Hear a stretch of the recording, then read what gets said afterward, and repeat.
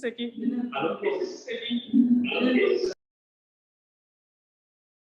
Et ils me disent qu'ils ne voient pas mon écran, ce que je trouve bizarre.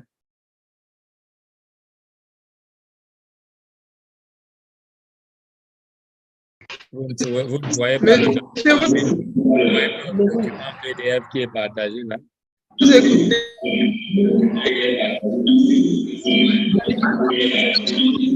Allô? On est dans la même salle. Vous ne voyez pas le document PDF qui est partagé? On voit, monsieur, on voit. Alors, je comprends pas comment quelqu'un me dit qu'il ne voit pas. Non, monsieur, en salle de classe, la projection est sur le mur est un peu bizarre, donc on ne voit pas bien. Mais quand on utilise le téléphone, oui, c'est mieux, mais en projection en salle, sur le mur, ça ne sort pas vraiment clair. Je ne sais pas comment votre salle se présente. Bon, j'étais en train d'expliquer que ça, c'est le point où on s'est arrêté la dernière fois. Après avoir parlé de la prédiction d'une nouvelle observation, on a voulu parler de la prédiction de la moyenne de M nouvelle réponse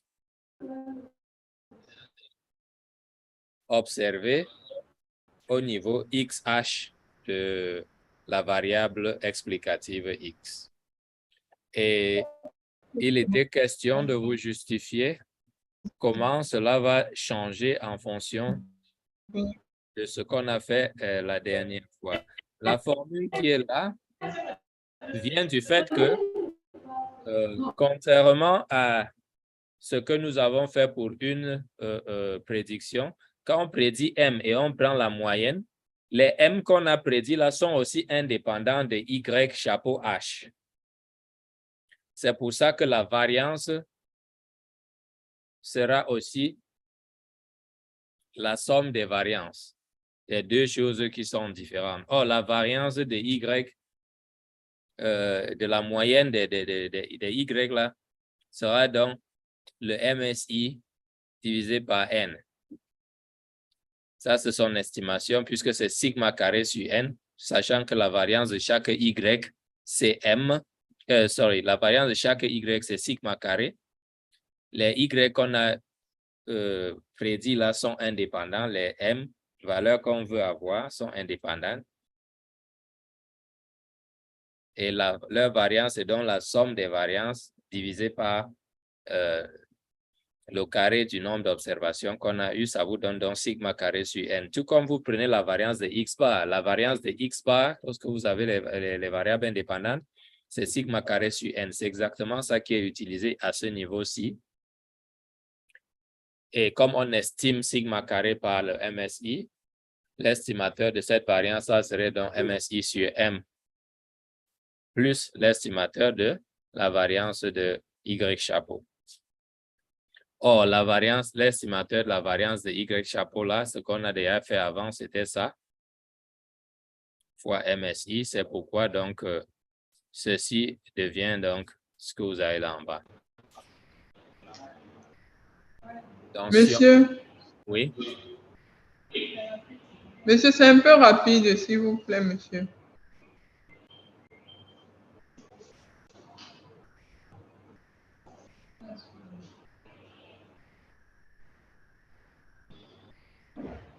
Monsieur. Oui, je vous écoute. Monsieur, s'il vous plaît, c'est un peu rapide.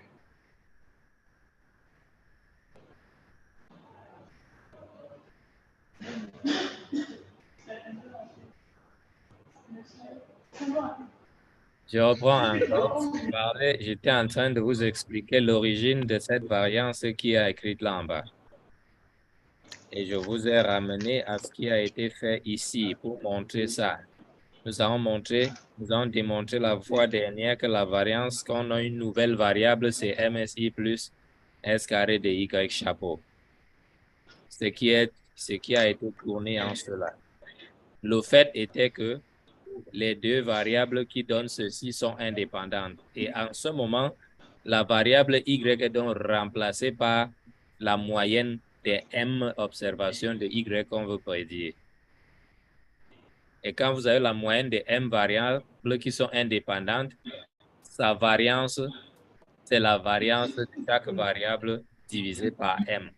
Et je vous disais, c'est la même chose lorsque vous prenez un échantillon de taille n, xi, et vous prenez la variance de x bar, c'est sigma carré sur n. C'est exactement ça qui est écrit là. Sauf qu'on a remplacé sigma carré par son estimateur qui est MSI. Et la variance de l'autre, c'est ce que je vous viens de vous montrer sur le slide précédent, qui est ceci, fois le MSI. C'est pourquoi la variance de la moyenne des M nouvelles observations serait donc égale à ceci.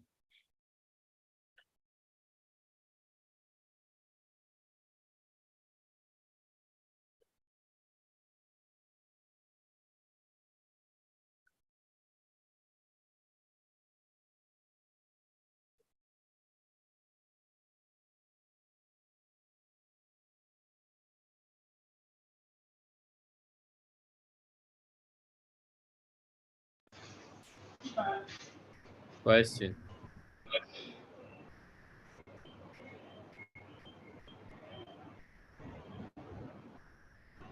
On est OK là? Oui, monsieur.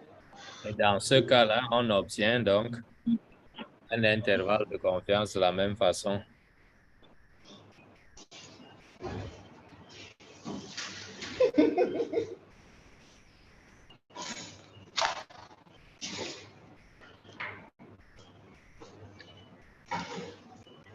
Tout fait.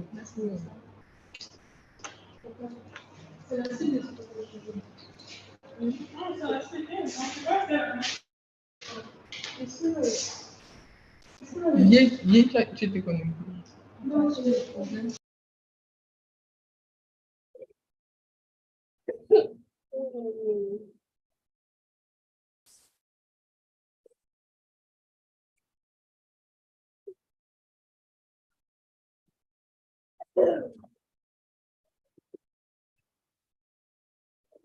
Si on utilise donc la méthode d'analyse des variances pour approcher ce problème, on prouve simplement que le SSR, qui est Sum of Square Regression, à ne pas confondre le R là avec Residuals, parce que la somme des carrés des résidus, c'est plutôt ce qui est en bas.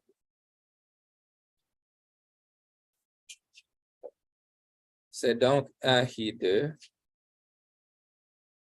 avec un degré de liberté lorsqu'on veut tester que bêta 1 est égal à 0. Mais si bêta 1 n'est pas égal à 0,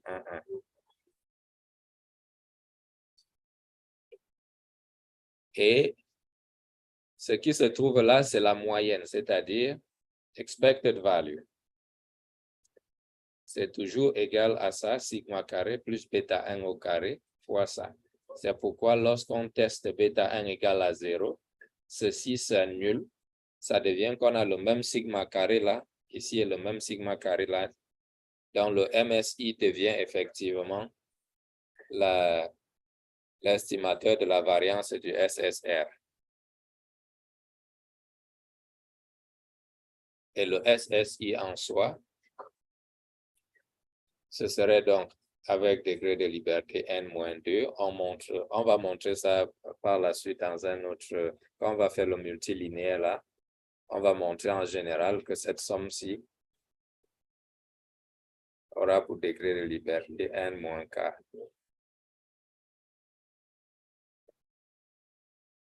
Où k, c'est le nombre de variables x qui y a à l'intérieur plus 1. Et donc, par définition, on vous a donné déjà le MSI, ce que ça donne. Et si on veut faire, on peut faire un F-test là-dessus. Si on veut faire un F-test de savoir si bêta 1 est égal à 0, étant donné que je vous dis, quand bêta 1 c'est 0, le MSI là, c'est exactement l'estimateur de ce sigma carré, alors on divisera ceci par cela pour obtenir un F-test avec degré de liberté 1 et N-2.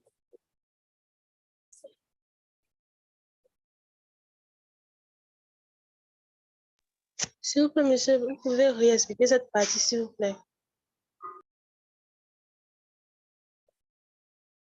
Et si on veut considérer l'analyse de variance, vous avez déjà fait au moins un cours sur l'analyse de variance?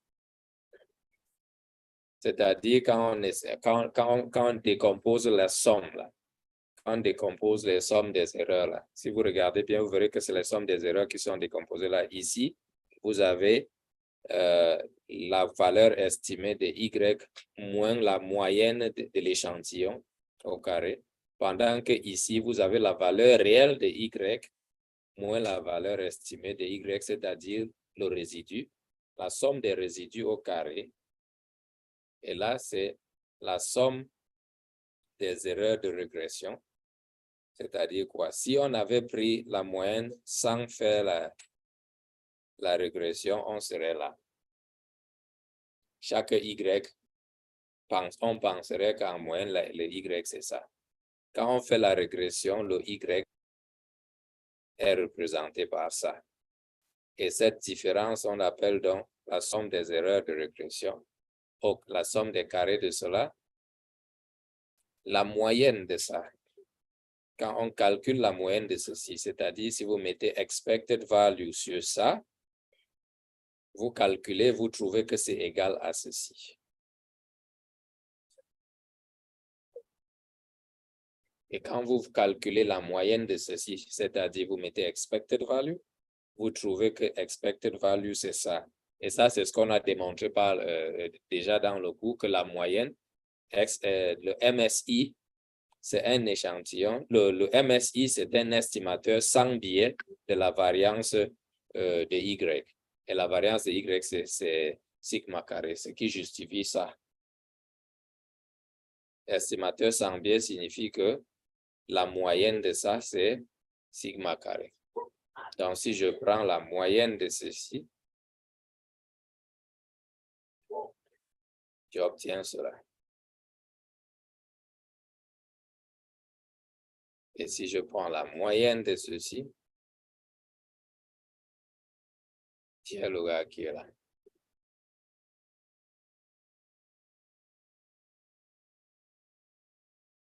Et pour le test, je vous expliquais, lorsque vous voulez tester bêta 1 égale à 0, c'est-à-dire si la valeur estimée que vous trouvez est significative ou non, le test qu'on a fait en utilisant T au cours précédent, ça peut se faire aussi en utilisant F.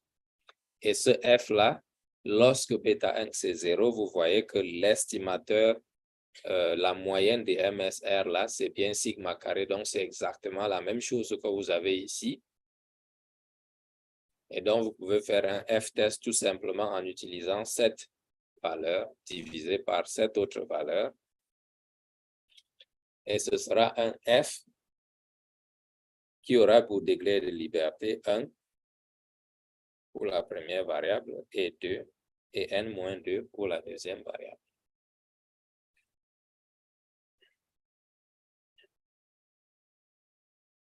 Et vous voyez que la somme des deux degrés de liberté qui est là, c'est égal à ce qui est ici.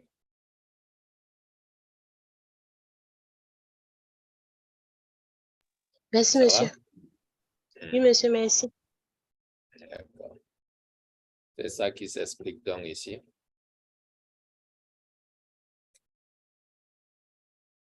Et c'est la justification de ceci que je vous donnais au slide précédent.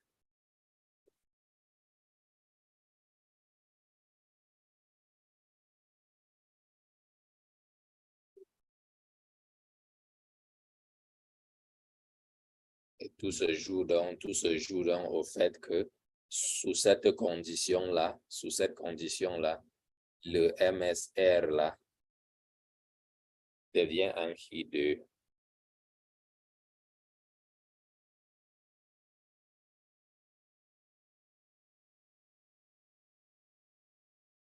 Si quelqu'un a quelque chose à écrire ici, vous le faites. Sinon, je passe parce que je vous ai expliqué justement la page précédente, tout ce qu'il faut expliquer là-dessus. Il y a un tableau pour F. Si vous utilisez les tableaux, vous travaillez. Si vous n'êtes pas autorisé à utiliser l'ordinateur, si vous êtes autorisé à utiliser l'ordinateur, dans les programmes, vous avez toutes ces fonctions qui sont déjà définies.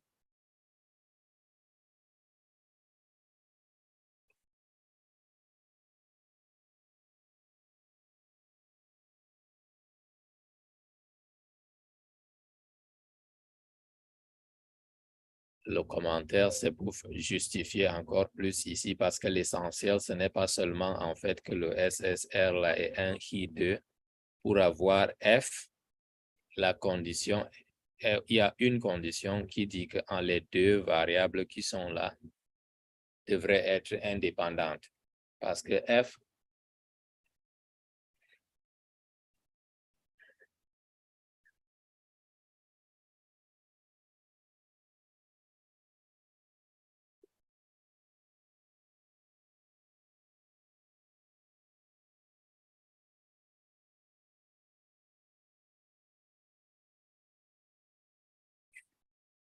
je vous envoie une caméra et je trouve qu'elle est déconnectée carrément.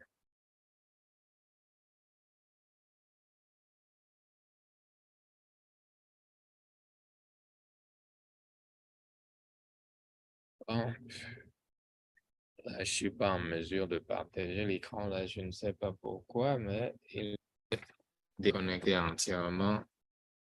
Voilà, il est revenu.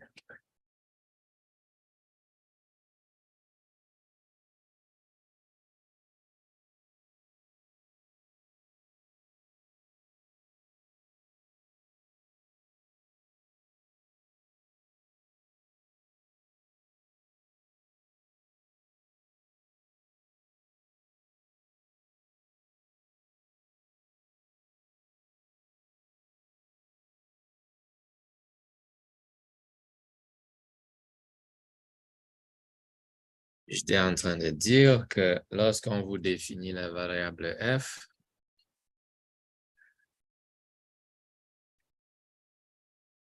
elle devrait être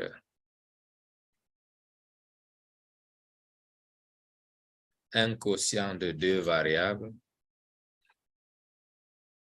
aléatoires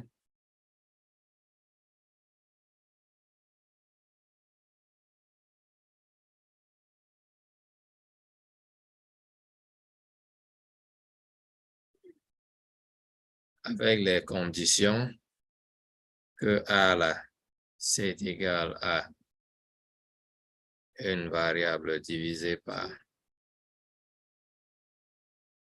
où A est une variable J2 avec degré de liberté N1, P c'est 1, P0 sur N2, où P0 c'est une variable J2 avec degré de liberté N2. Et une troisième condition, c'est que A et B sont indépendants.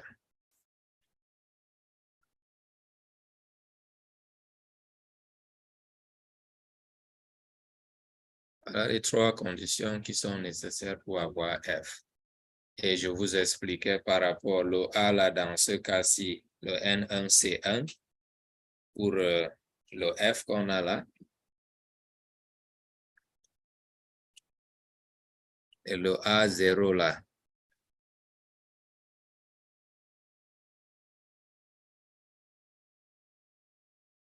c'est quand je vous expliquais que lorsque bêta 1 est égal à 0, alors la somme des carrés là devient 1 qui 2.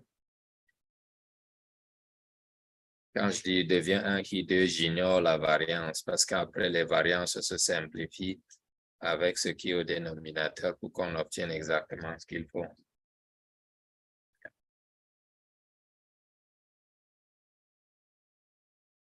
Ça va là? Oui, monsieur. C'était cela.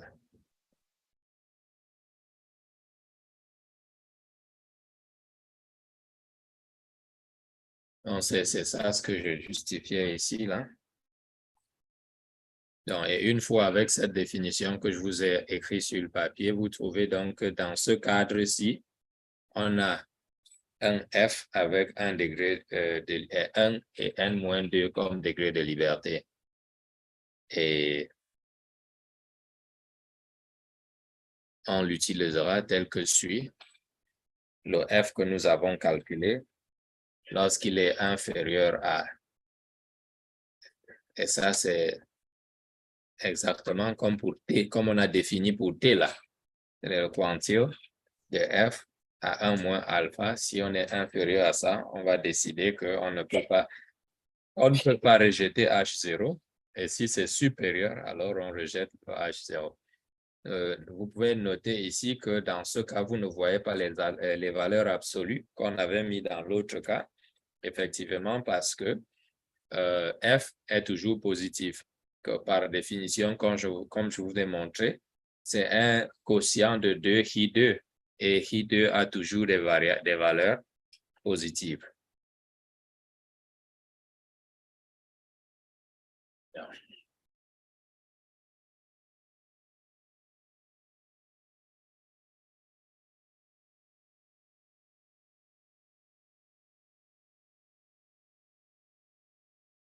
Maintenant, quand on travaille avec le modèle ANOVA, là, généralement, la façon de s'y prendre, c'est construire le modèle général, l'étudier, obtenir les sommes des carrés qu'on peut obtenir là-bas, puis construire le modèle réduit qui sera le modèle qui va tenir en compte l'hypothèse que tu as dans H0. Allô? Oui, monsieur, Oui, vous monsieur. écoute.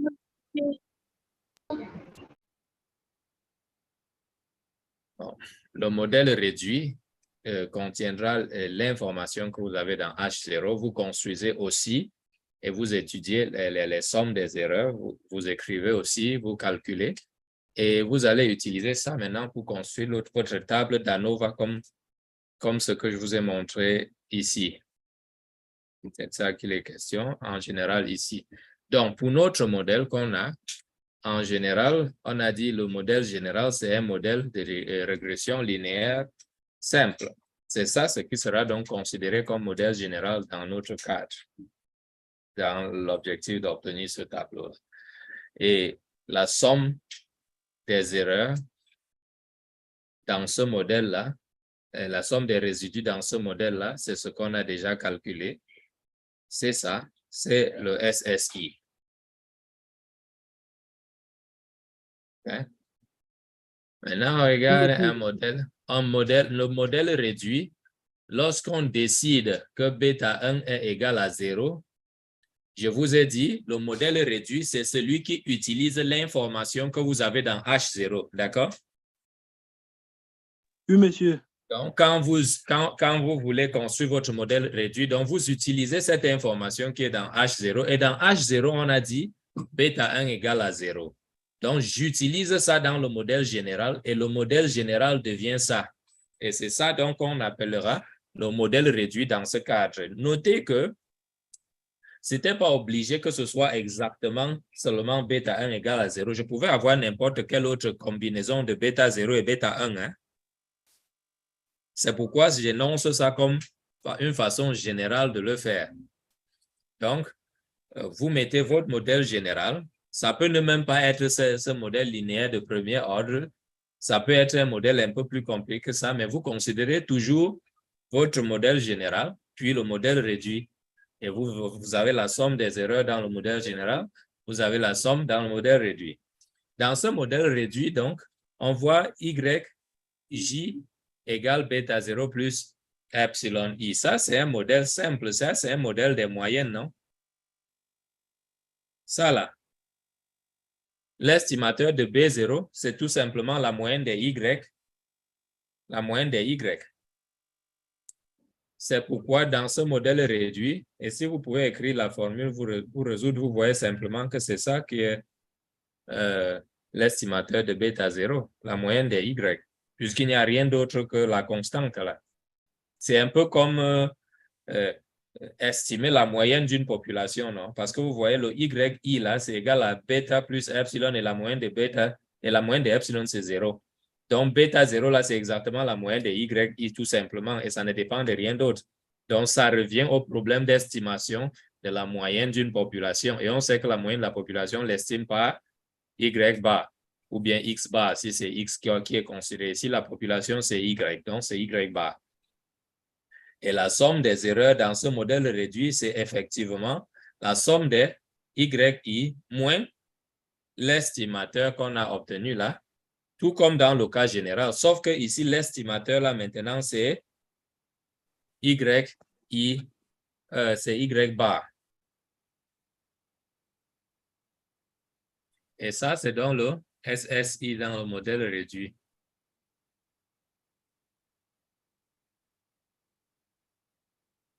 Vous avez une question?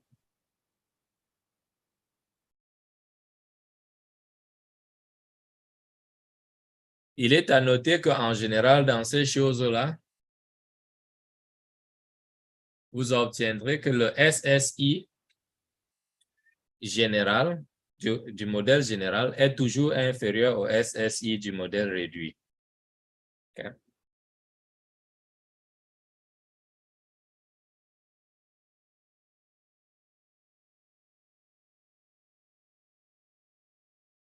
Allô?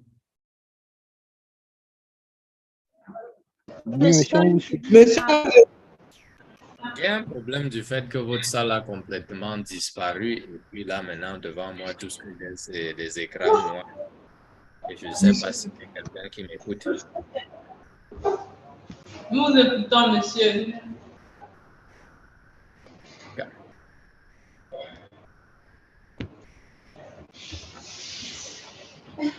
Donc, j'étais en train de dire qu'en général, vous vous rendrez compte que le SSI du modèle général est toujours inférieur au SSI du modèle réduit. Ce qui fait que, bon, si tu prends le SSI du modèle réduit moins le SSI du modèle général,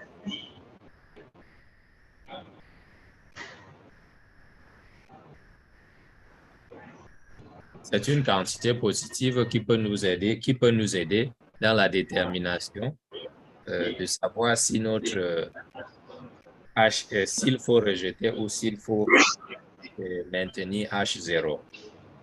Et cela va s'utiliser sous la forme de la statistique F qui est définie ainsi.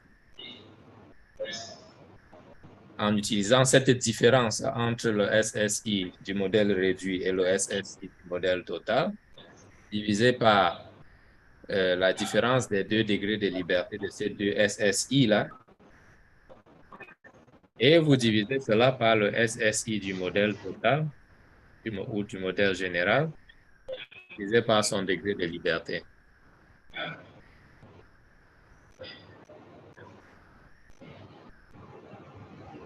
Et donc, au cas où H0 est vrai, ce F-là sera effectivement il y aura une variable aléatoire qui aura une distribution F tout comme les autres de départ et son degré de liberté sera le degré de liberté du premier et le degré de liberté du deuxième. Degré de liberté du premier, c'est la différence des degrés de liberté du modèle réduit et du modèle général, et le degré de liberté du second, c'est juste le degré de liberté du modèle général. Et une fois que vous l'avez fait, la loi pour décider, c'est ce qui suit. D'accord. Et si on applique cela que j'explique un peu en général, exactement au cas que nous avons, le degré de liberté du modèle réduit, c'est quoi? Le degré de liberté du SSS du modèle réduit Rentrons regarder le SSI du modèle réduit là. Voilà le SS. Voilà le SSI du modèle réduit, c'est ça. On connaît ça. Ça, c'est un J2 avec quel degré de liberté?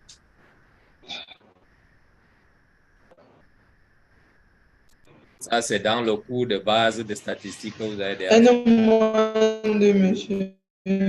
Regardez bien, regardez bien.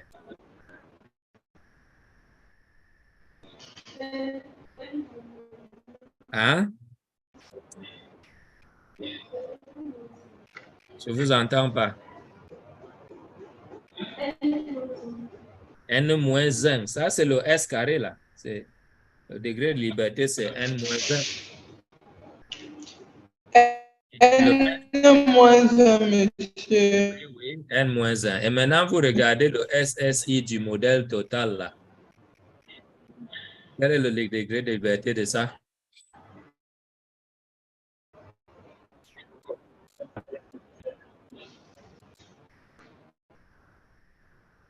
Ça, c'est ce qu'on a vu dans ce cours-ci maintenant déjà. Le degré de liberté du SSI. N-2. N-2, exactement. Donc, ici, on a N-2. N-2, monsieur. Très bien. Donc, ça, c'est N-2. Et ce qui est en bas, c'est N-1. Et ce que la formule-ci me dit, donc, c'est le degré de liberté du modèle réduit. C'est N-2, N-1. Le degré de liberté du modèle complet, c'est N-2. Tu as donc N-1 moins N-2, ça fait 1, non? Ça, c'est ce qu'on a vu. F, Oui, monsieur. le premier degré de liberté de F, on l'a vu, c'est 1. Et c'est ce que le calcul nous donne aussi. Et le degré de liberté du full là, c'est N-2, comme on l'a vu. Donc, le degré de liberté de ce F, c'est donc 1 et N-2, qui est exactement ce qu'on a eu là. Okay.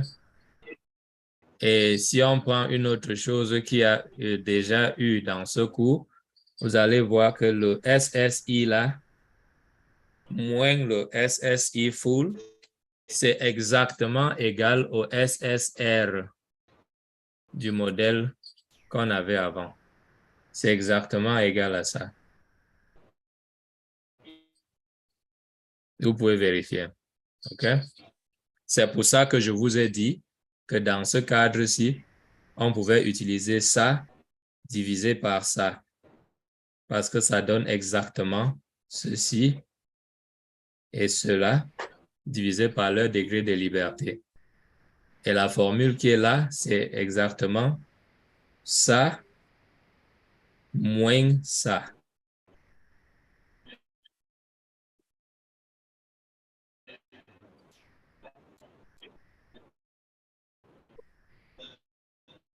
C'est là que nous étions ici.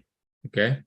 SSI full minus SSI reduced minus SSI full là. C'est ça. Et dans notre exemple particulier est le SSR. Si on a une question à ce niveau? Non, monsieur, c'est bon pour ma part. D'accord. Si je vous donne ça sous cette forme, c'est parce que je peux changer dans un autre problème, je peux changer et mettre juste une autre relation là, mais vous comprendrez que comment utiliser cette relation-là en fonction du problème qu'on est en train de résoudre pour trouver les degrés de liberté nécessaires ici. Et ce sera la même chose lorsqu'on va faire le modèle avec plusieurs variables explicatives. Là, on ne va pas revenir là-dessus, mais la même chose va devoir s'appliquer aussi là-bas.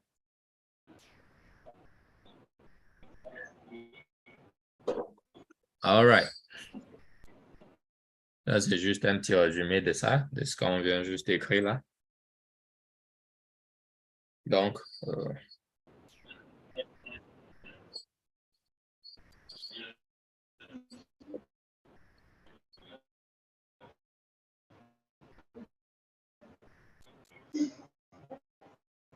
les simples 3 étapes que je vous ai données. Prendre le modèle général que vous avez, ensuite utilisez l'information que vous avez dans H0 pour obtenir un nouveau modèle qui est appelé modèle réduit, calculer son SSR, SSI, et puis utilisez la statistique que je vous ai donnée pour décider si vous rejetez ou ne rejetez pas H0. Ça, c'est tout ce qu'il faut retenir de ces 4 pages-là. Maintenant, les raisons de cela, c'est ce que j'explique.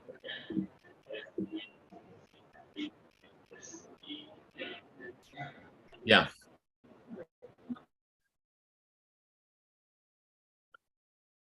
On a parlé de R carré la dernière fois.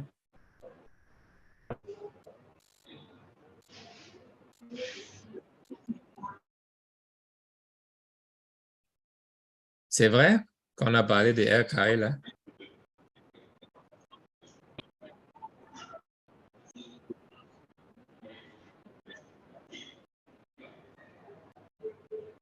C'était sur un graphe qui venait de Minitab qui donnait le résultat et l'un d'entre vous m'a demandé R carré, c'est R square, c'est quoi?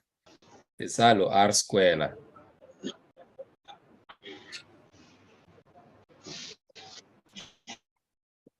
Which is called the coefficient of determination. It's a positive number between 0 and 1. And for a regression, we want this number to be as large as possible.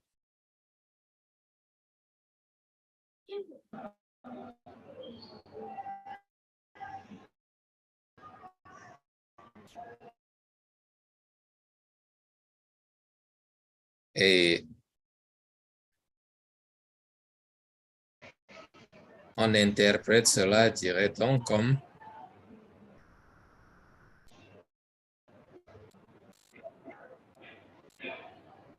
la proportion de réduction de variance de Y qui est associée à la variable X dans la régression. Si on réussit, et c'est pour ça que je vous dis que si on voudrait avoir cette valeur qui est le plus grand possible, qu'elle s'approche de 1 le plus possible, c'est bien parce que plus ça s'approche de 1, plus ça veut dire que la régression par la variable X explique toute la variance qu'il y a dans le vecteur Y.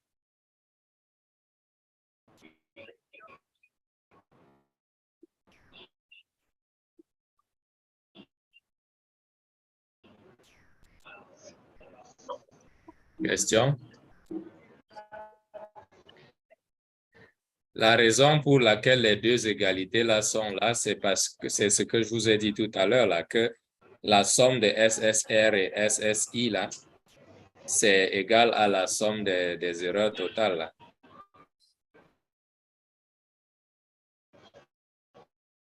C'est pour ça qu'on peut utiliser n'importe quelle des deux formules et on obtient la même chose.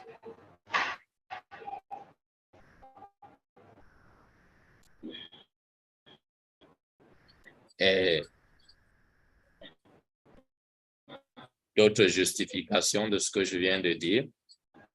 Si toutes les observations que vous avez, si toutes vos données tombent sur la ligne de régression, si toutes vos données tombent sur la ligne de régression, ça veut dire que vous avez une relation parfaite entre X et vos Y. Et dans ce cas-là, vous allez donc obtenir que R carré égale à 1.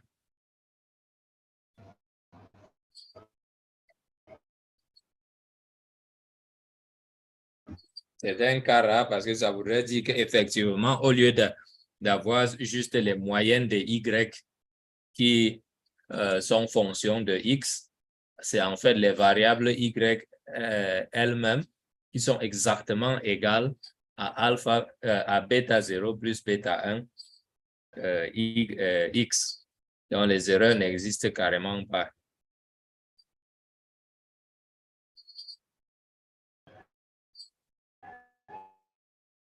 En deuxième cas, comment on s'approche de 0?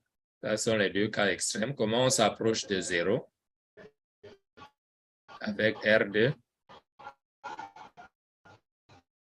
Si ta régression, si ta ligne de régression est horizontale, c'est-à-dire ton B1 est égal à 0, si tel est le cas, alors exactement, toutes tes valeurs estimées de Y sont égales à Y bar. Et dans ce cas-là, le SSI est tout simplement égal à la somme totale des erreurs et donc ton R carré égale à 0, c'est 1 moins 1.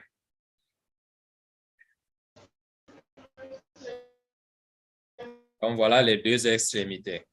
Soit il n'y a pas de relation entre X et Y, c'est-à-dire P1 est égal à 0 et R carré est égal à 0, soit toutes les variables sont sur la ligne de régression et donc Y a une relation linéaire parfaite avec X et dans ce cas, R carré égale à 1. C'est ça qui justifie le fait que je dis, on voudrait dans toute régression qu'on fait voir cette valeur-là plus proche de 1 que de 0. Plus ça s'approche de 1, plus cela justifie la linéarité de la relation entre X et Y.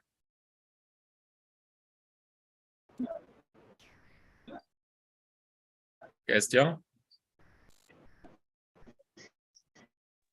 Non, monsieur. Hein? Voilà Non, monsieur.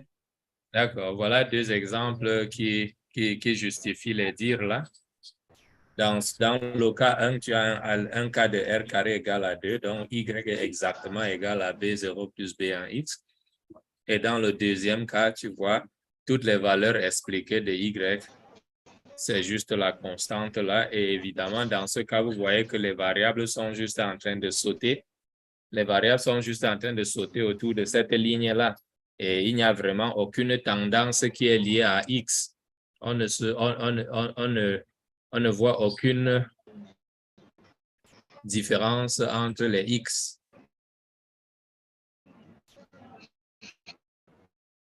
En ce qui concerne le Y, tout reste constant là, peu importe où X se trouve. Monsieur, je crois qu'une personne veut poser une question. Et dit, on veut poser une question, j'écoute. Monsieur, apparemment, le micro dérange. C'est pour ça qu'ils écrivent un message. Si le micro dérange, c'est de leur côté, c'est pas de mon côté là. Moi, je vous entends, vous qui parlez là, vous m'entendez? Oui, monsieur, leur personnellement, je micro vous entends. Oui, ça veut dire leur micro à eux ne marche pas. Comme moi, je ne peux pas résoudre ce problème. C'est de leur côté là. J'essaie d'écrire la question. Hein? S'il peut écrire, il écrit, je réponds, mais je ne vois pas de questions encore dans le chat.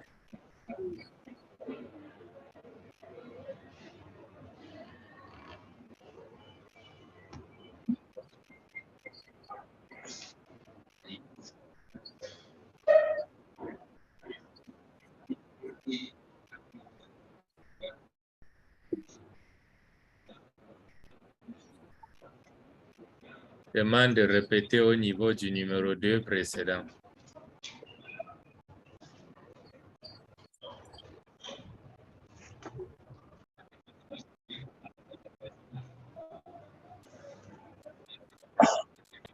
Là, à ce numéro 2, je vous dis l'autre extrémité, parce que je vous ai dit que R carré est entre 0 et 1. C'est positif, déjà on le sait parce que c'est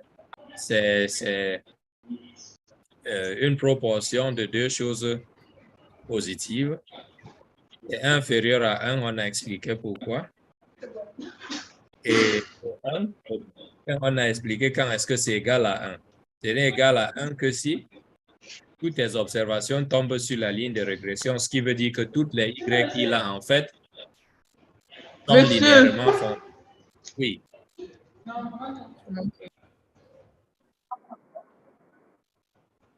Allô?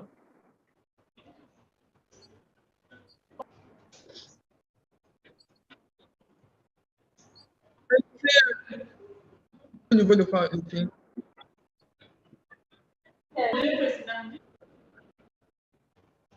Vous ne pouvez pas m'interrompre et parler quand je suis en train d'expliquer quelque chose que quelqu'un m'a demandé d'expliquer.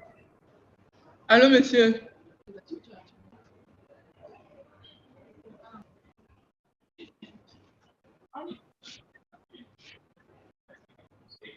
Allô?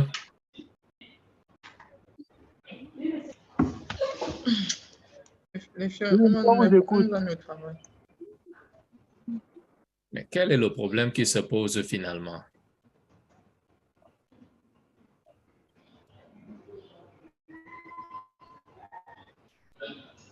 Oui, monsieur.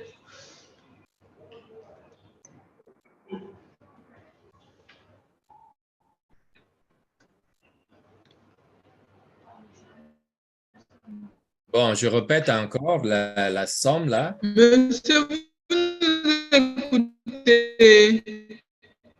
vous ne pouvez pas vous taire et recommencer à poser la question juste au moment où je recommence à expliquer. Écrivez ce que vous avez à dire si vous ne pouvez pas parler quand je vous attends.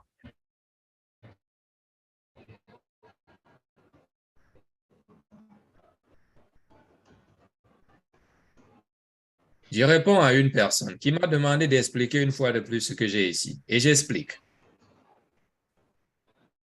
Vous avez deux extrémités pour R carré, 0 et 1. 0, c'est lorsque 1, c'est lorsque toutes vos observations se trouvent sur la ligne de régression. Cela ne peut se passer que si réellement vos valeurs de Y observées donnent une relation linéaire parfaite avec les X. Et là, ce n'est même plus le cas des moyennes. Donc, directement, les observations ont une relation linéaire parfaite avec les X. Dans ce cas, toute la variance qu'il y a dans les Y est justifiée par les XI. Donc, la proportion de variance de Y qui est justifiée par les XI est de 100%. C'est ça qui fait 1. Au cas opposé, l'autre extrémité, c'est quand est-ce qu'on obtient 0. Ça devrait être quand aucune proportion de cette variance des Y n'est justifiée par les XI. Cela ne se peut que si les XI n'influencent pas du tout Y, c'est-à-dire le coefficient B1 là est égal à 0. C'est-à-dire, on pense qu'il n'y a pas de lien entre X et Y. Ce n'est que dans ce cas-là. Et effectivement, dans ce cas-là, la valeur estimée de chaque Y, c'est Y bar, qui est constant pour tout le monde. Ce qui implique que le SSI est égal à SSTO. Et en utilisant la formule de R carré qui est donnée là-haut, ça veut donc nous dire que le R carré, c'est 1 moins SSTO divisé par SSTO, qui est 1 moins 1, 0. C'est pourquoi, dans ce cas-là, dans le cadre 2, on obtient donc R carré égale 0. Et c'est le seul cas où tu peux obtenir R carré égale 0. Donc, puisqu'on veut qu'il y ait une relation entre X et Y, dans toute régression, on voudrait que R carré là s'approche le plus possible de 1.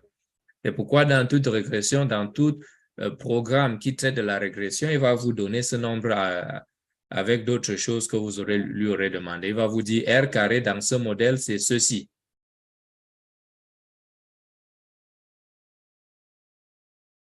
Vous m'entendez? Oui, monsieur. D'accord, là j'ai fini. Et je reviens là où j'étais. Est-ce qu'il y a d'autres questions à ce niveau? Non, monsieur, c'est bon. Les élèves de la classe me demandent de dire que quand ils parlent, ça arrive en retard, monsieur. Donc, il y a un déphasage entre le son. Qu'ils écrivent. Je ne sais pas s'ils sont sur YouTube. S'ils sont sur YouTube, il doit avoir un déphasage. D'accord, monsieur. Parce que quand vous suivez, quand vous allez suivre sur YouTube, il y a au moins 1 minute entre ce que vous entendez et ce qui est dit.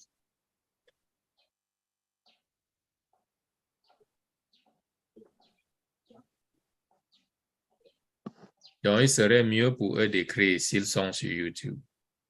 Donc, ici, je vous expliquais les deux exemples. Je vous plaçais les deux exemples qui justifient ce que j'expliquais au slide passé. Sur le graphe numéro 1, on a une relation parfaite.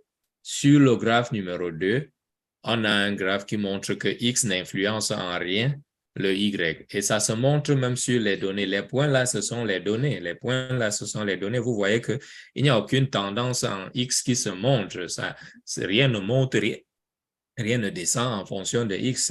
C'est juste tout autour de cette barre-là.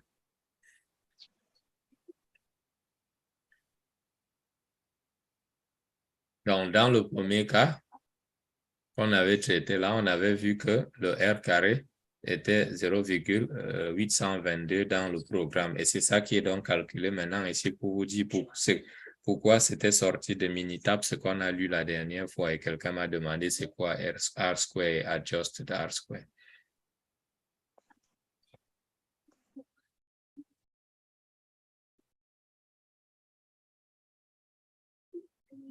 OK? On reviendra à adjusted R square là plus tard quand besoin sera. D'accord, monsieur.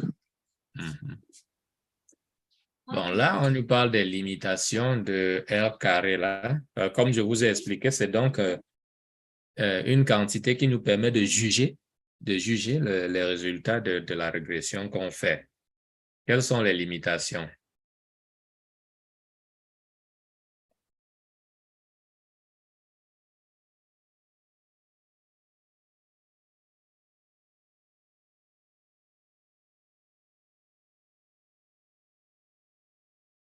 Lorsque nous trouvons qu'on a un AR carré qui est suffisamment grand, déjà à la base de ce que je viens de vous dire, vous conviendrez qu'on va se dire que effectivement, si on utilise cette méthode pour faire les prédictions,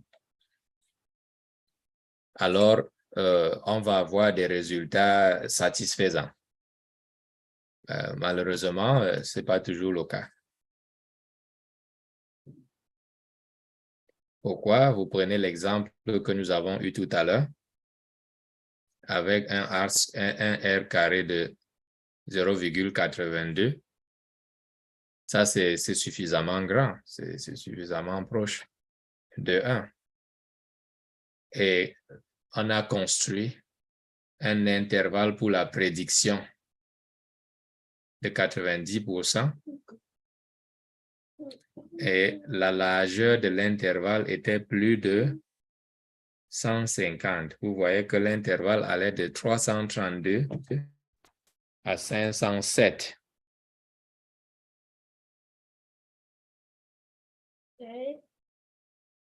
Ce qui signifie que le fait que le R carré là soit grand n'implique pas forcément que vous aurez des intervalles suffisamment restreints pour pouvoir prendre des décisions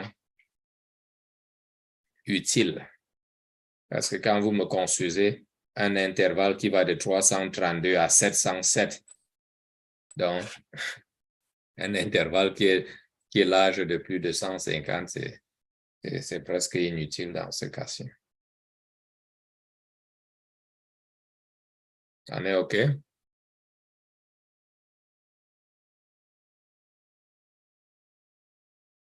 Allô? C'est comme si je vous ai perdu. Oui, monsieur, on est bon.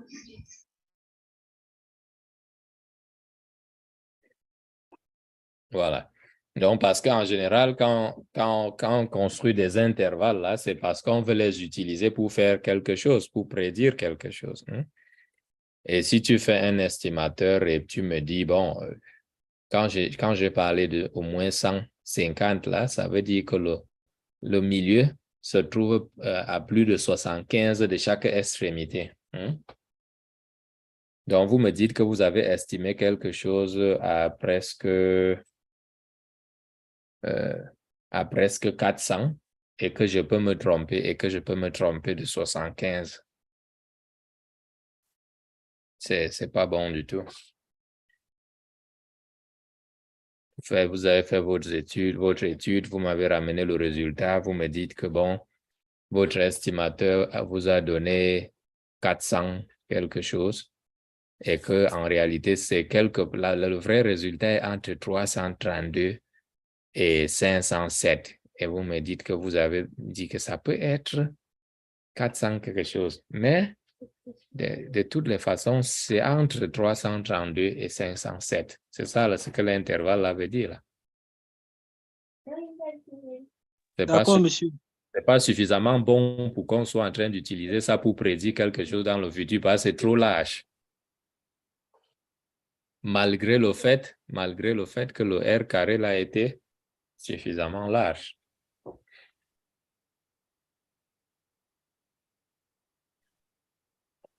Donc, d'un autre côté, le deuxième problème qui peut se poser, c'est de se tromper en pensant que si R carré est suffisamment large, alors la ligne de régression là, c'est la bonne ligne qui devrait joindre les X et les moyennes des Y. Ce n'est pas toujours juste non plus. C'est pour cela qu'après avoir trouvé toutes ces choses, il y a d'autres outils qui devraient s'ajouter à R carré là pour prendre des décisions. Dans le cadre de l'exercice qui a eu un R carré de 0,69, I'm not sure I can get back to that graph here. C'est en fait un problème dans lequel la relation entre X et la moyenne donne une courbe qui n'est pas linéaire. C'est une courbe. Mais R carré, c'est 0,69. Et donc déjà, connaissant d'avance la courbe, il est impossible de croire que la relation est linéaire. Il y a une certaine relation entre X et la moyenne, mais elle n'est pas linéaire. Et le fait que cette relation-là soit forte a fait que le R carré soit grand, bien que la relation ne soit pas linéaire. On se comprend? Oui, monsieur. Bon, et un dernier truc ici.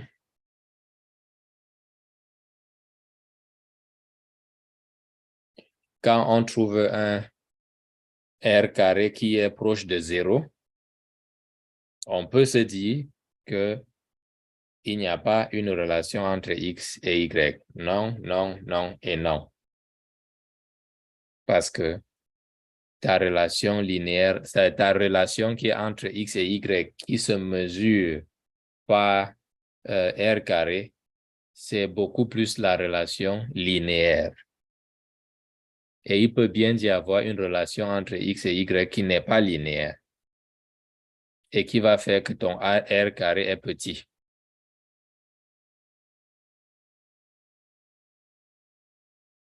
All right? Donc, ça, c'est les problèmes qui se posent. Donc, quand vous prenez R carré pour diagnostiquer la régression linéaire que vous avez faite. D'accord, monsieur. Donc, voilà. Voilà les exemples de graphes. Par exemple, pour le 2, là, quand tu as R carré égal à 0,69, normalement, quand tu regardes ce graphe-ci, hein, est-ce que toi-même, tu ne vois pas qu'il y a une relation entre X et Y sur le graphe? Monsieur, on voit. Ça se voit même sur le graphe. Et tu calcules ton R carré, il est 0,69. Est-ce que cette relation est linéaire? Toi-même, tu vois que ce n'est pas linéaire. Ce n'est pas linéaire, oui. Pas linéaire, c'est une courbe. Là, voilà, qui monte et elle descend. C'est clair que... Mais ton R carré, c'est 0,69. Sur ce qui est à droite, là, vous voyez aussi qu'il y a une relation. Ça, c'est clair. C'est comme une courbe parfaite même. Mais, Oui, monsieur. On voit. mais contrairement à ce qui est à gauche, là, et vous voyez que le dessin n'est même pas très loin de ce qui est à gauche, n'est-ce pas? Juste qu'il y a qu'on a augmenté plus d'observations à droite pour équilibrer. Et ce faisant ça carrément détruit R carré là, qui est descendu jusqu'à presque 0. Juste du fait qu'il y a eu les observations qui sont ici, qui sont venues équilibrer pour faire que, en fait, il y a presque une relation linéaire de ce côté et une autre relation presque linéaire de ce côté, les deux qui sont différentes. Et quand on met tous les deux, quand on met tout ça ensemble, donc, ça tue carrément le R carré de la régression linéaire. Et donc, ça te dit, oui, il n'y a pas une relation linéaire ici. Donc, ça là, ça dit, oui, oui, vraiment, il n'y a pas une relation linéaire. Mais ça ne veut pas dire qu'il n'y a pas une relation entre X et Y. Parce que la relation entre X et Y, là, elle est même très forte. Mais elle n'est pas linéaire. Dans ce cas, il faudrait donc considérer autre chose. Parfois, ajouter une certaine puissance de X ou chercher une fonction algébrique qui peut se rapprocher de ça et mettre des paramètres là-dessus pour estimer et étudier pour voir quels sont les meilleurs estimateurs et la meilleure courbe que tu devrais avoir. Un autre cas pourrait être une interpolation. Vous pourrez essayer de faire des interpolations, etc. Tout ceci sont des choses qui entrent là-dessus quand on va à un niveau plus avancé dans la régression pour traiter des problèmes, pour essayer de retirer les problèmes qui se posent avec les instruments de diagnostic qu'on a et les conditions qu'on a sur le modèle. That's it. So. Yeah. Monsieur, j'aurais une question avant de continuer. Oui, allez-y. Monsieur? Oui, allez-y. Monsieur, dans ce cas, quand on trouve alors, dans un exercice, monsieur, si dans un exercice, on trouve un R carré vraiment grand, 0,99, quel commentaire peut-on mettre? On doit juste mettre qu'il existe juste une relation entre X et Y et ne pas ajouter forcément linéaire. Non, quand ça monte, quand tu as jusqu'à les 89, 90 là, il y a une forte relation linéaire qui est entre les deux, c'est vrai. Tu ne veux pas, il y a une forte relation qui est entre les deux, qui pourrait être linéaire, mais pour confirmer que cette relation est linéaire, il y a d'autres choses qu'il faudrait faire, comme par exemple dessiner le graphe comme j'ai fait là. Ça, c'est un outil d'analyse en fait, le graphe là. D'accord, monsieur. Donc, il faut prendre tout en compte pour prendre la décision. Après avoir fait ceci, j'ai pris les données là, avec son R carré, j'ai mis les données là sur et je vois que non, mais mon R carré là est grand, mais mes données réelles montrent que ce n'est pas possible que ce soit linéaire. D'accord, monsieur, merci. Donc, peut-être qu'il me faut faire autre chose. Celui-ci, il m'a montré un R carré qui est 0, ce qui aurait pu me faire croire qu'il n'y a même pas une relation entre X et Y. Mais dès que je mets les données sur le graphe, je vois clairement qu'il y a une relation entre X et Y. Et maintenant, donc, ça veut dire que le modèle que j'ai utilisé pour faire la régression là n'était pas approprié pour commencer. D'accord, monsieur. D'accord. Donc, et c'est à ce niveau-là que le choix du modèle intervient. Donc, avant de commencer à faire ta régression jusqu'à aller trouver les 0,2 ici et les 0,69 ici, dans le cours précédent, je vous avais montré les étapes sur comment choisir le modèle à utiliser avant de faire le travail. Parmi les trucs à utiliser pour choisir le modèle, il y a le graphe. Première des choses, mets tes données là sur un graphe pour voir ce que c'est. D'accord, monsieur, merci. Il y a d'autres questions?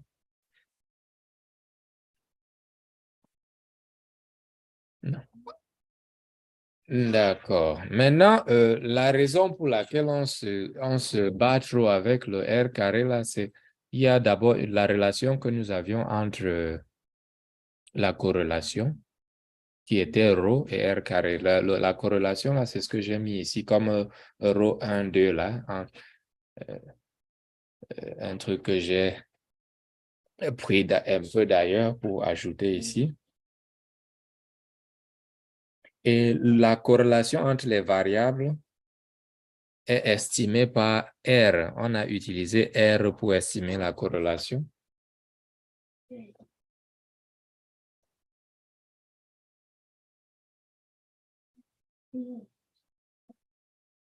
Et c'est un estimateur biaisé de la corrélation.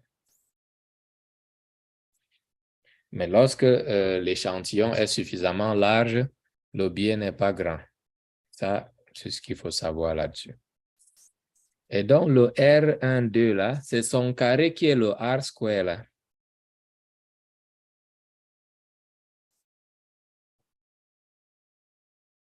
Dans ce cadre-ci, dans le cadre de la régression linéaire simple où nous sommes là.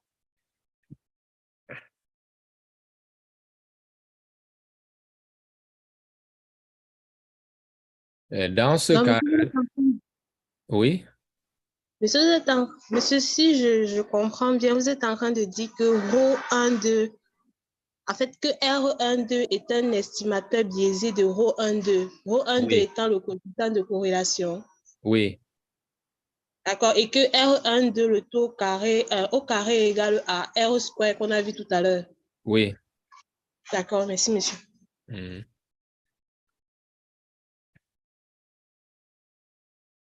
Donc, lorsque on estime donc ce ρ-là par le R et qu'on trouve une valeur qui est proche de 1, alors on a une relation positive entre X et Y. On pense qu'il y a une relation positive linéaire entre X et Y. Et lorsqu'on va vers moins 1, on a une relation négative entre X et Y. Directement, pas entre les moyennes, mais entre les valeurs elles-mêmes. Quand je dis entre les valeurs des variables elles-mêmes, n'est-ce pas? Comme j'ai montré sur l'autre graphe tout à l'heure, sur le premier graphe ici, quand R carré égale 1 là. Oui, quand R carré égale à 1, en fait, il y a deux possibilités. C'est soit petit R12 là, c'est 1, soit petit R12, c'est moins 1, non, puisque j'ai dit que c'est son carré. Oui, monsieur. Voilà. Et il n'y a que deux cas possibles. Soit la droite, s'il monte, soit elle descend. Si elle monte, c'est que R, c'est 1. Si elle descend, c'est que R, c'est moins 1. C'est tout.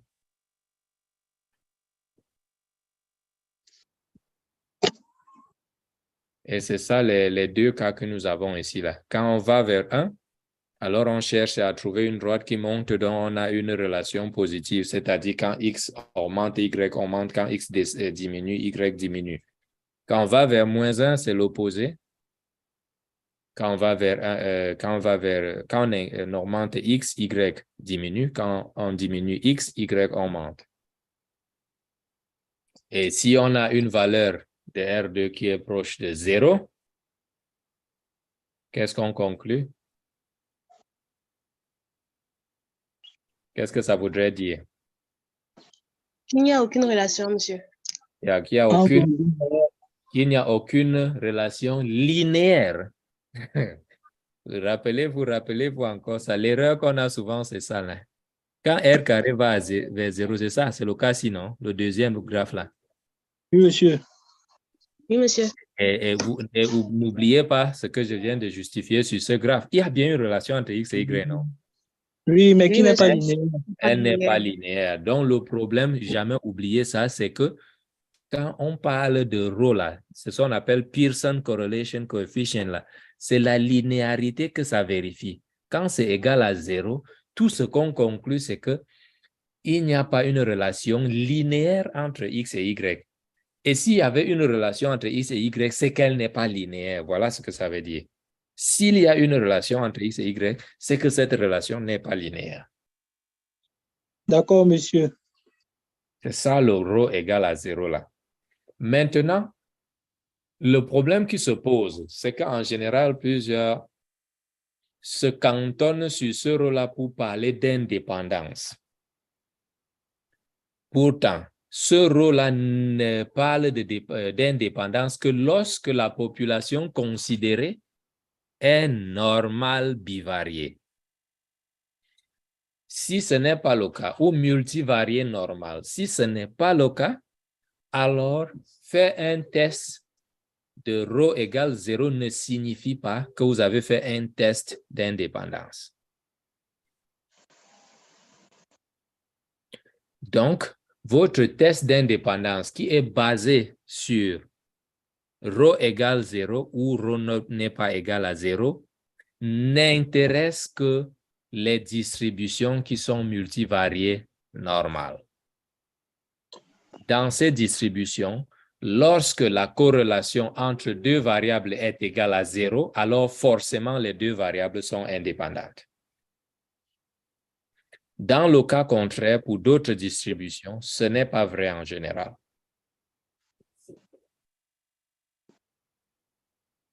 D'accord? Oui, monsieur. D'accord, monsieur, un instant pour un peu recopier ce qu'on a compris. Dans certains programmes, quand ça va vous sortir des tests, ça vous indiquera les tests qui sont basés sur ρ. Et si vous voulez utiliser ces tests qui sont basés sur ρ, il faut vous assurer que vous avez vérifié la normalité de la population.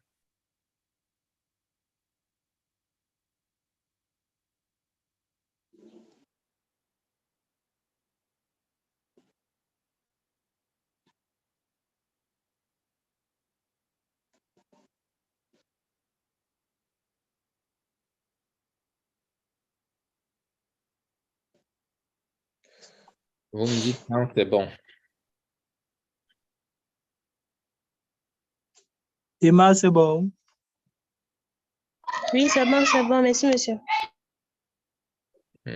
C'est maintenant que je vois que vos camarades étaient en train d'écrire et envoyer le message plutôt sur WhatsApp. Là. Quand on est en cours, je ne vois pas votre WhatsApp. Hein. Il faut écrire dans le chat de Zoom.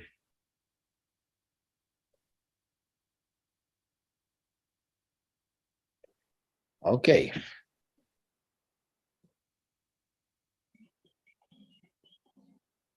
Donc, on montre facilement que si on veut faire le test là, de ρ égale 0 là, il faut utiliser cette variable qui est un t avec n-2 degrés de liberté pour tester et ρ égale à 0. Ce qui pourrait être un test d'indépendance au cas où on a déjà vérifié la supposition d'indépendance, la supposition de normalité de la population considérée. Et comme d'habitude, chaque fois qu'on utilise T pour faire le test, la décision se prend de cette même façon. Ne pas rejeter H0 si la valeur absolue est inférieure à ce T et rejeter H0 si la valeur absolue est supérieure à ce même T-là. Vous remarquez comme pour tout autre test dans le cadre de cette régression linéaire simple, le degré de liberté de ce T, c'est n-2.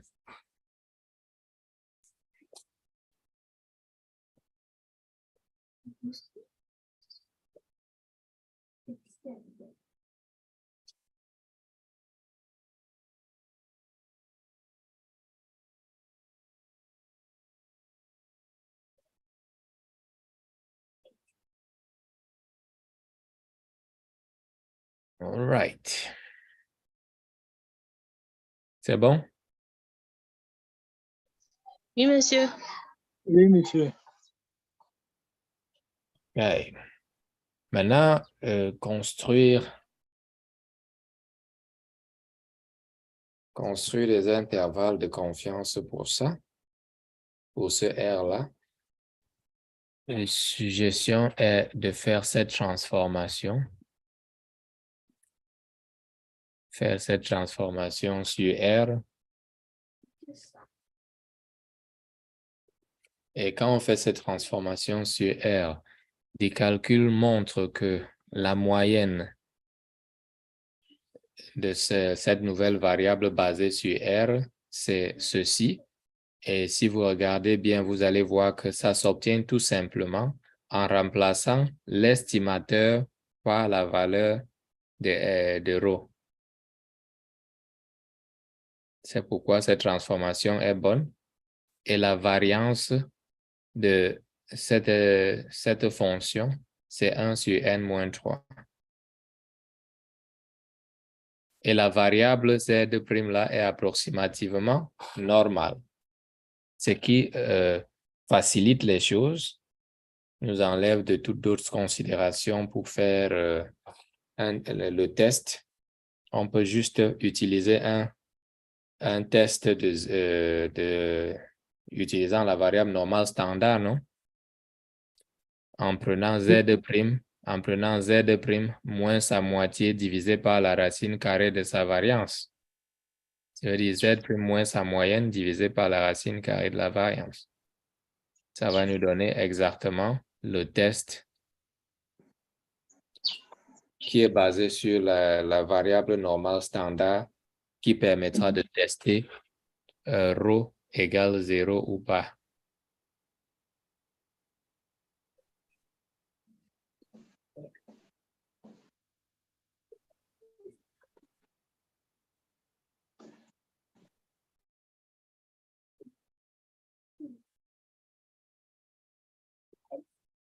Ça, c'est ce que j'ai écrit tout à l'heure. Et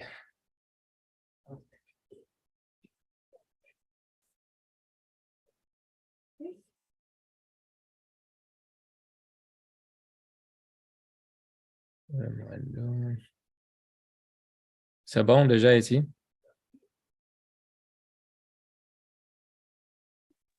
Donc, voilà donc ce que j'ai dit tout à l'heure. Prendre donc cette transformation moins sa moyenne divisé par son écart type, vous obtenez la variable normale standard que vous utilisez pour construire un intervalle de confiance de cette forme.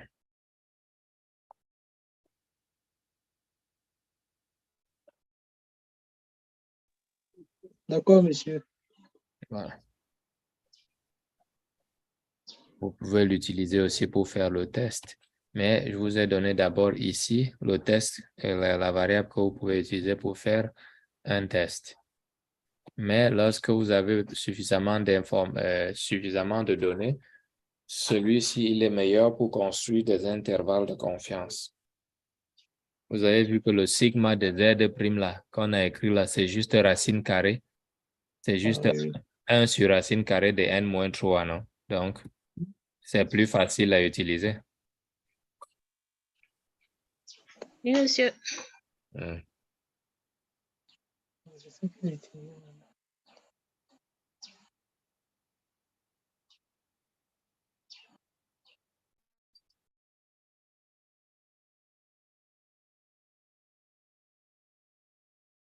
On va boucler dans ce thème aujourd'hui et la prochaine fois, on va prendre la forme multivariée et dans la forme multivariée, là, on va reproduire ce même sujet là maintenant en utilisant les matrices. Sur la régression linéaire simple, là, vous allez voir que la détermination va être un peu plus rapide et différente. Bon, ça c'est le devoir que je vous ai donné tout à l'heure.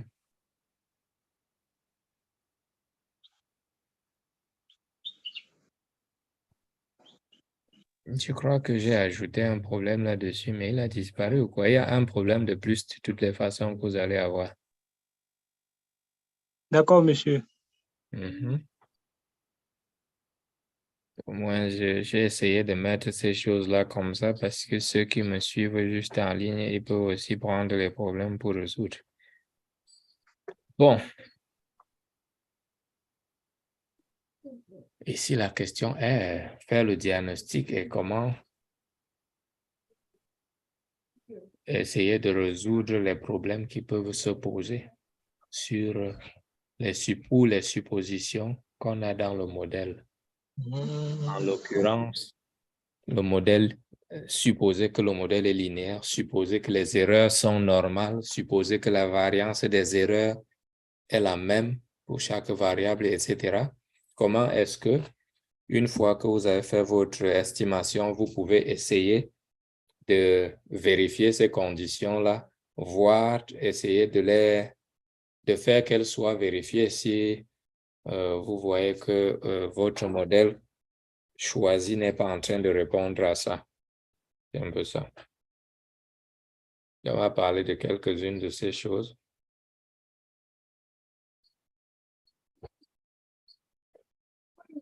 Donc, ici, on parle de semi-studentized residual, les résidus standardisés, presque standardisés. Tu prends les résidus, ils sont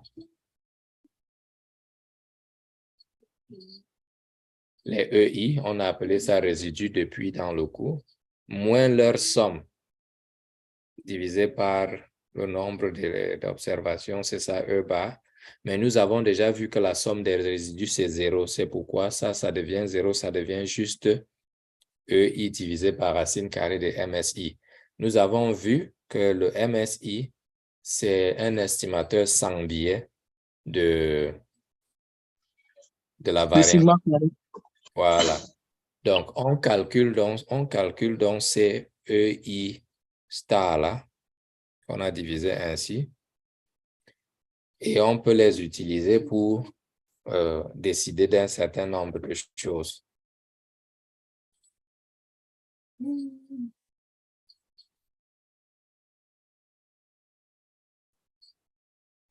La première des choses qu'on peut décider avec ça, c'est de voir s'il y a des, comment on dit encore ça en français, la outliers. Le terme en français, c'est quoi pour outliers? Les observations qui ne sont pas, je ne sais pas si c'est atypique ou quoi, je ne sais pas moi. Qui ne répondent pas à tout ce que, à la logique que toutes les autres sont en train de présenter, qui sortent de l'ordinaire, quoi. En français, c'est quoi le mot? Atypique. Atypique. Oh, donc je vais me donner ça sans savoir. C'est quelque chose, hein.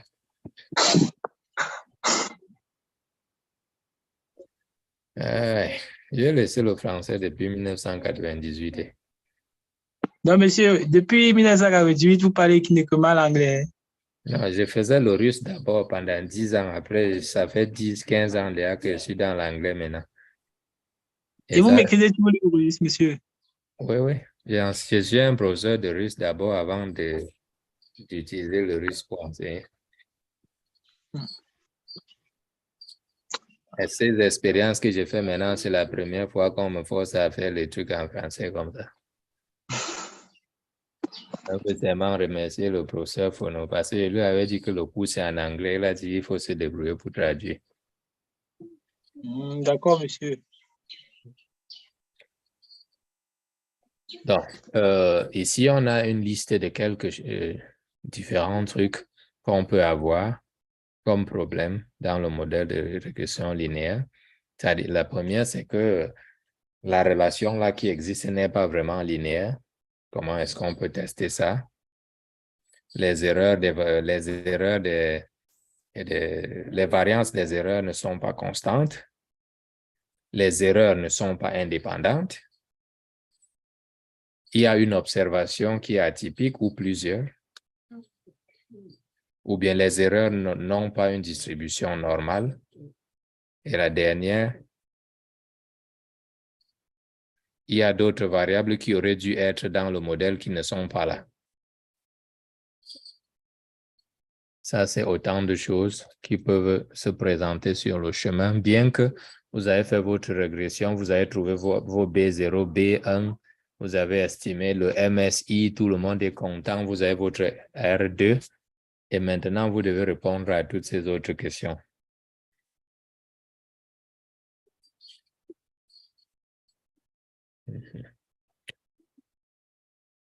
Donc, la première des choses, il faut faire les graphes. Comme je vous ai dit tout à l'heure, le graphe, c'est un outil d'analyse. Tu peux faire donc un graphe des résidus là et des variables X, c'est-à-dire pour chaque point qu'il y avait dans tes données, tu remplaces Y par le résidu équivalent tout en conservant le X. Et puis tu dessines ça. Tu regardes.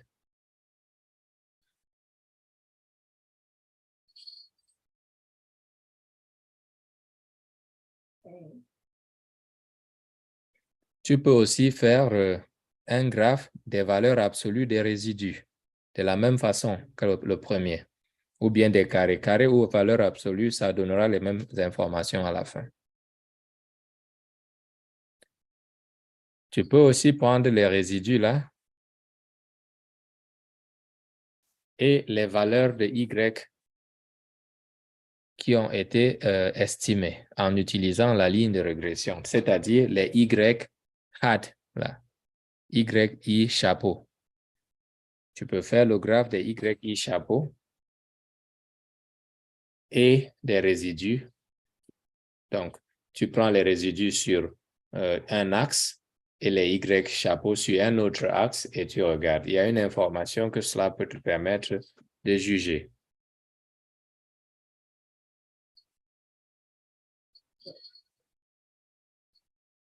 Tu peux juste prendre les résidus là et tu les mets sur un graphe dot plot en fonction de leur apparence dans les en fonction de leur apparition, pas apparence, en fonction de leur apparition dans les données que vous avez.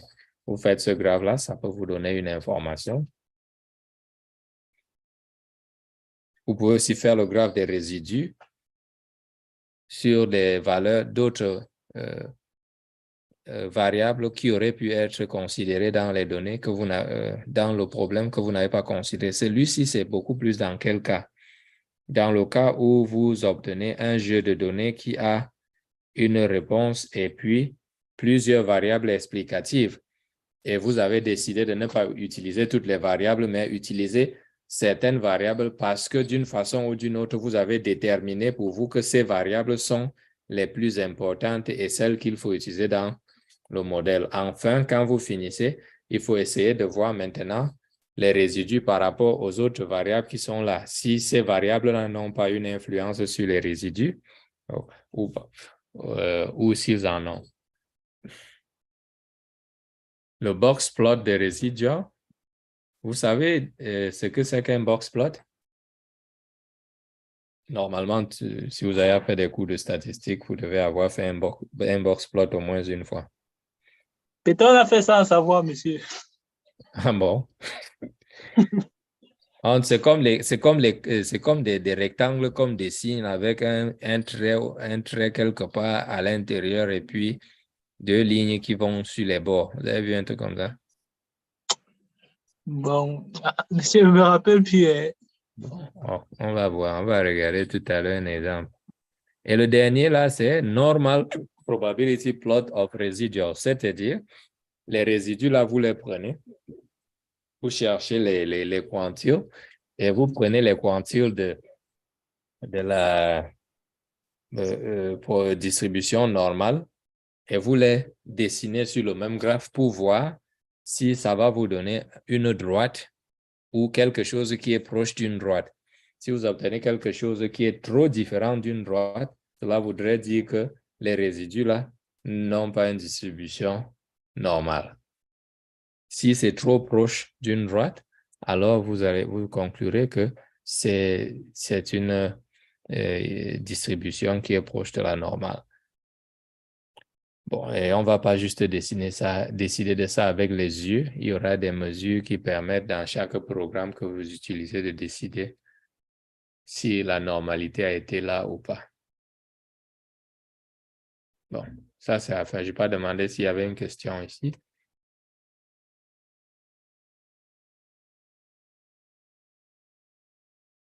Allô? Zéro question. D'accord, ça veut dire qu'on est déjà bien.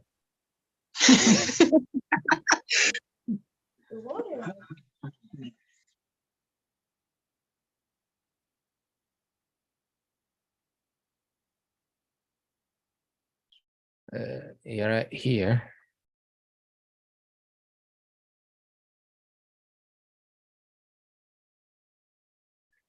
Et on lit ça. Donc, comme vous êtes les anglophones et je suis le francophone, là, vous lisez ça.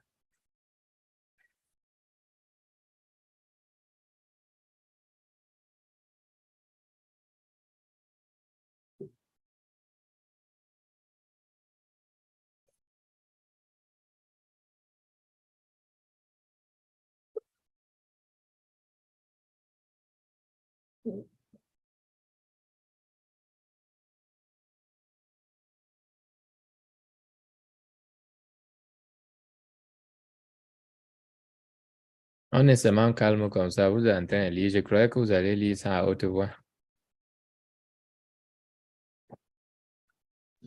Turel peut lire. Ok, on dit là que les graphes des valeurs absolues là ou des carrés, des résidus là, pourraient vous permettre de juger si la variance des erreurs est constante ou pas. Ok, se voit sur le graphe là.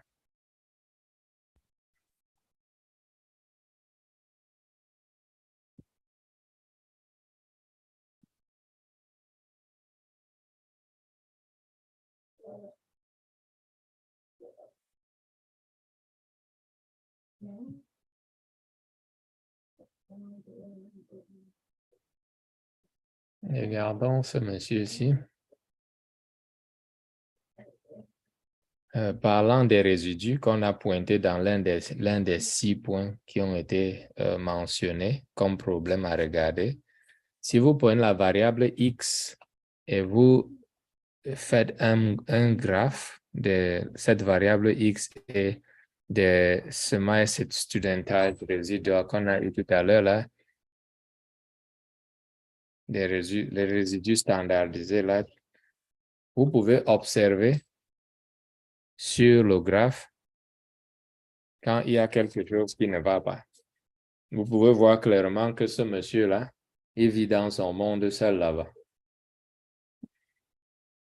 Oui, monsieur. Voilà. Et ça, c'est le genre de choses que vous pouvez voir sur ce graphe-là pour vous convaincre s'il faut maintenir ce point-là dans l'étude ou non. D'accord, monsieur. Et là, c'est un candidat, atypique. Hein. Un candidat à la notion d'atypique. Voilà.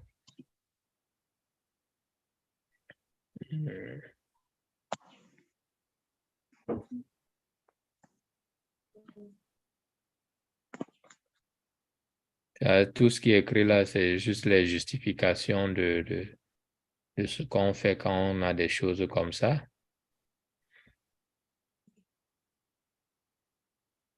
Puisque quand vous avez un point comme celui-là, comme celui qu'on a pointé sur le graphe et qui pourrait être atypique là, il ne se comporte vraiment pas comme tout le reste de la population. Et rien qu'à cause de lui, la population peut rater tous les tests qu'on veut faire pour savoir si on a la normalité, l'indépendance, les erreurs, tout ça. Là. Ça peut faire rater ça, en fait. Alors qu'en réalité... Oui? Super, monsieur, à cause d'un point seulement. Oui. Parce que sa façon d'être un point là Monsieur. est une façon qui détruit l'harmonie qu'il y a dans les données. D'accord, monsieur. Et on se dit le plus souvent, si ce n'est pas toi-même qui as récupéré ces données pour mettre là, et même si c'est toi, c'est possible que tu aies enregistré cette donnée-là avec une erreur. D'accord, monsieur. Ou alors que celui qui a enregistré ces données-là a mis cette observation là-bas sans s'en rendre compte qu'elle ne devrait pas être là. Donc, on devrait avoir la suspicion quand on arrive à un truc pareil que c'est soit une erreur, soit quelque chose d'autre qui a poussé cette observation à être là-bas. Et donc, il serait mieux de chercher peut-être à se débarrasser de cette observation-là et refaire l'étude. D'accord, monsieur.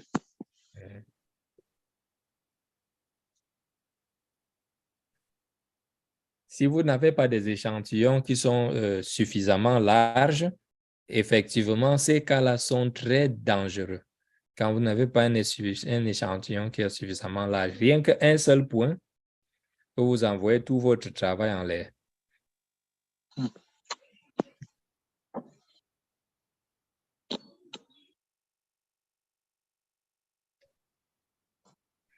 Bon, d'un autre côté ici, il dit aussi que bon, il est aussi possible que cette valeur-là soit là-bas à cause d'une interaction avec une autre variable qui aurait pu être considérée dans le modèle mais n'a pas été considérée. OK? Donc, ça peut être une indication, au lieu de se débarrasser de lui, qu'il faut essayer de considérer d'autres variables qu'on n'avait pas considérées. D'accord, monsieur. Donc, avant de s'en débarrasser, il faut déjà s'assurer qu'il n'y a rien d'autre qui pourrait justifier sa position là où il est là. Et comprendre, bien entendu, que sa position là où il est là, ça dépend des résidus qui sont là, n'est-ce pas? Et ces résidus-là ont été faits sur la base du point qui est ici. Mais dans les résidus-là, il y a les valeurs réelles de Y. C'est Y moins les valeurs estimées. Donc, s'il y avait l'influence de autre chose sur Y qui n'est pas sur X là, c'est bien fort probable que cette influence ait pu faire monter ce gars à rester là. D'accord, monsieur. C'est pour ça que dans ce cas, s'il y a d'autres variables que vous n'avez pas tenues en compte, il faudrait essayer de les voir avant de décider que non. Effectivement, dans ce cas-ci, c'est un point atypique, il faut le retirer. D'accord, monsieur.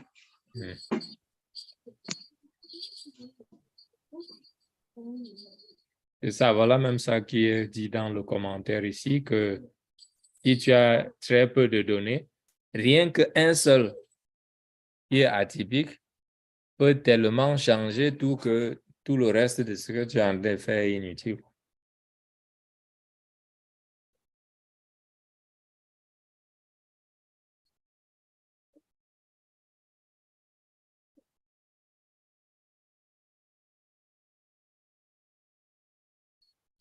Et ça aussi, ce genre de points aussi, on peut les regarder aussi sur ce qu'on appelle scatterplot là, qui est juste ce que je vous ai demandé de faire tout au début.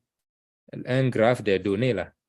Quand vous mettez le graphe de vos données aussi au début sur la base, il est possible de voir des points pareils qui ne sont pas du tout à côté des autres ou bien dans la tendance générale de tout le monde. Tout le monde peut se placer autour d'une ligne et lui va ailleurs. Voilà. Et ça, vous pouvez voir ça clairement. Lorsque vous le voyez, vous commencez déjà là à le suspecter. Si après, vous voyez encore la même chose apparaître sur les résidus, là, effectivement, vous allez penser, ben, il devrait y avoir un problème ici.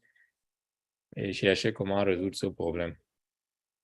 Et l'autre chose que je voudrais dire, c'est en tout temps, il faut toujours garder en tête que les statistiques, c'est d'abord là, n'est-ce pas? C'est d'abord là avant les sciences qui viennent justifier là. Là, de comprendre le phénomène que tu es en train d'étudier dans la réalité où ce problème s'étudie. Donc, il ne faut pas toujours prendre les données et dire, voici un jeu de données X, Y, et tu commences à faire la régression. X là, c'est quoi? Tu dois savoir. Y là, c'est quoi? Tu dois savoir. Ces deux choses-là se comportent comment dans la réalité? Qu'est-ce qui est connu de ça avant de te mettre à placer un modèle là-dessus? Il faut déjà t'assurer que ce que tu es en train de faire, ça a à voir avec la réalité. Une réalité ambiante qui n'est pas connue, mais qui peut être modélée en fonction du vécu.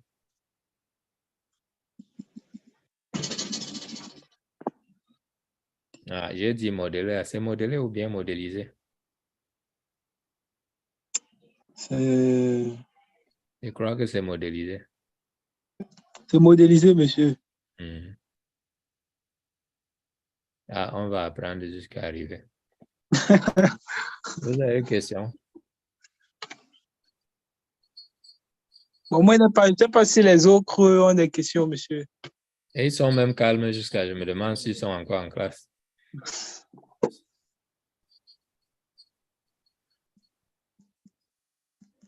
Bien qu'on parle depuis comme ça, ils sont déjà partis. Ça dans les panne. Yeah. Je vois qu'il n'y a aucune réaction de... Monsieur, Ah, malgré tout ce qu'on a bavardé là, est-ce qu'à les appeler même? Non. monsieur, monsieur, j'ai une question. Enfin, j'ai une demande. Ah, non. C'est une demande ou une question, maman? Je vous demande, parce que je voudrais que vous réexpliquiez le problème des erreurs de type 1, s'il vous plaît. J'ai même déjà parlé des erreurs là ici. Monsieur n'avez pas vraiment parlé, vous avez dit que... J'ai seulement besoin de passer sur ça parce que je sais que vous connaissez déjà ces choses-là. Et Mais ça, on connaît où? je crois que j'expliquais juste la puissance. C'est ça, non? Non, monsieur. Vous ne connaissez pas les erreurs de type 1 et de type 2. Ok, bon, ça va. Je vais dessiner ça tout à l'heure pour vous montrer. D'accord, merci, monsieur. J'essaie de finir la page ici. C'est ma dernière page d'aujourd'hui ici.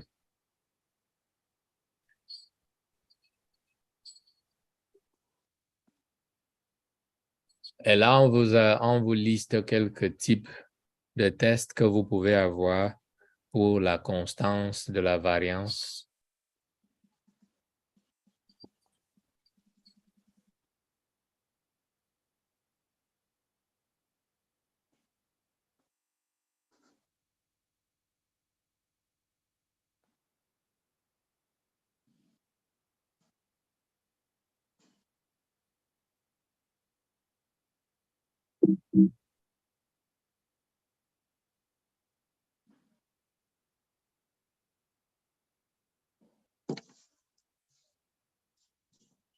Juste les noms, là, vous pouvez les trouver. Hein. Vous pouvez les trouver avant de parler un autre jour ici. Vous pouvez les trouver vous pouvez les trouver sur R et beaucoup d'autres. Ce n'est pas les seuls. Il y a plusieurs personnes qui ont travaillé des tests sur les trucs normality. Le test de normalité, il y a ce beau nom-ci que vous allez voir chaque fois que vous utilisez R pour faire les régressions linéaires. C'est un test qui vous permet de décider si la normalité est là ou pas. À part le graphe de normal probability plot là, que vous regardez, il y a ça aussi.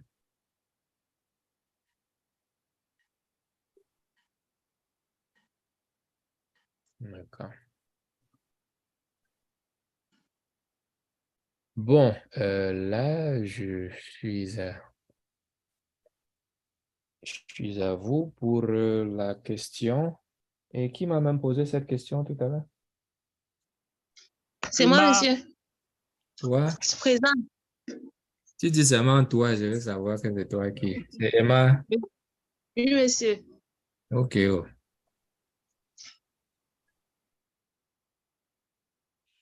Bon. J'ai expliqué hier ceci. Tout problème statistique que vous prenez,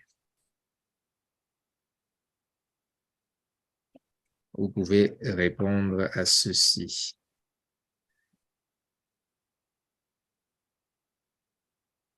Un tableau à 2 entrées dans lequel vous avez la réalité et vous avez la décision. Vous pouvez dessiner ce tableau-là ainsi. La décision est, je lui redis, si je vais dire in favor of H0, in favor of H1 or HA, c'est-à-dire quand la décision est en faveur de H0 ou la décision est en faveur de HA, et en même temps la réalité qui vit séparément, qui ne dépend pas de ça, la réalité, c'est aussi H0 et H alternative. Donc, chaque fois que vous êtes en train de faire un test,